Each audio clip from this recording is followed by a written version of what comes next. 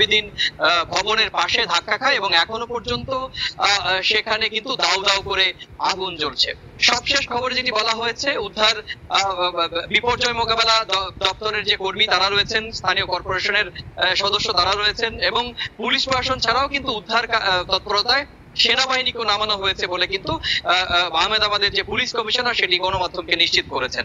আপনারা জানেন যে এই বিমানে শুধুমাত্র কিন্তু ভারতীয় যাত্রীরাই ছিলেন না, বা কিন্তু ব্রিটেনের নাগরিক ছিলেন, কানাডার নাগরিক ছিলেন এবং পর্তুগালের নাগরিকও ছিলেন।